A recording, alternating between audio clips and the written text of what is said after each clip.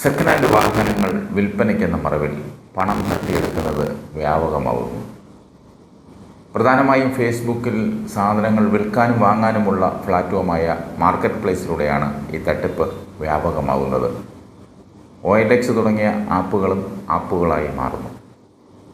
കുറഞ്ഞ തുകയിൽ വാഹനങ്ങൾ വിൽക്കാനുണ്ടെന്ന് പരസ്യം നൽകി അഡ്വാൻസ് തുക വാങ്ങി കബളിപ്പിക്കുന്നതാണ് ഈ സംഘത്തിൻ്റെ രീതി. RC ബുക്കില്ലാത്ത വാഹനമായതുകൊണ്ടാണ് തുച്ഛമായ തുകയ്ക്ക് വാഹനം ലഭിക്കുന്നതെന്ന് തട്ടിപ്പ് സംഘം ആവശ്യക്കാരെ ബോധ്യപ്പെടുത്തും. സംസ്ഥാനത്തിനകത്തും പുറത്തുമായുള്ള യുവാക്കളാണ് പ്രധാനമായും ഈ തട്ടിപ്പിന് ഇരയാകുന്നത്. RC ബുക്കില്ലാത്ത വാഹനങ്ങൾ വിൽക്കുന്നതും വാങ്ങുന്നതും നിയമവിരുദ്ധമായതുകൊണ്ട് പലരും പരാതി നൽകാൻ തയ്യാറാകുന്നില്ല. ഇതുകൊണ്ട് തന്നെ തട്ടിപ്പ് സംഘം വിലസുന്നു. കൂടാതെ 10,000 രൂപയിൽ കുറവ് മാത്രം നഷ്ടപ്പെടുന്നതും പരാതി കുറയാൻ കാരണമാകുന്നു.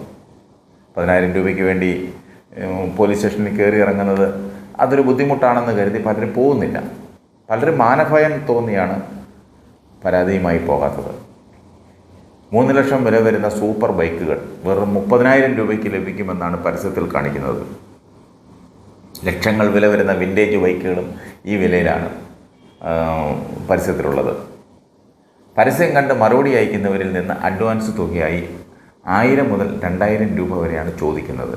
മറ്റ് സംസ്ഥാനങ്ങളിലാണ് വണ്ടി ഉള്ളതെന്നും പറഞ്ഞാണ് തട്ടിപ്പ് വ്യാപകമാകുന്നത്.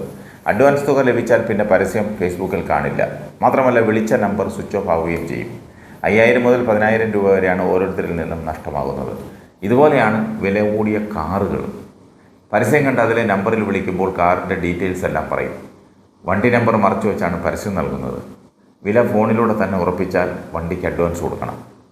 അഡ്വാൻസ് കൊടുത്താലേ കിട്ടുമെന്ന് ഉറപ്പുള്ളൂ.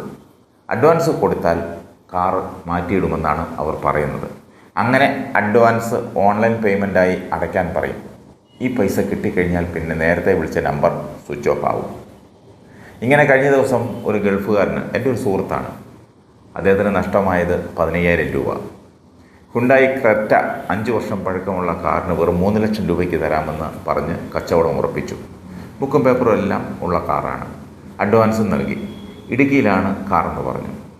അഡ്വാൻസ് കൊടുത്തു കഴിഞ്ഞ് ആ തുക ട്രാൻസ്ഫർ ചെയ്തെന്ന് പറയാൻ വേണ്ടി വിളിച്ചപ്പോൾ ഫോൺ സ്വിച്ച് ഓഫായി. പിന്നീട് ഇതുവരെ ആ നമ്പർ വിളിച്ചിട്ട് കിട്ടിയിട്ടില്ല. ഇപ്പോൾ നിലവിലില്ലെന്നാണ് പറയുന്നത്.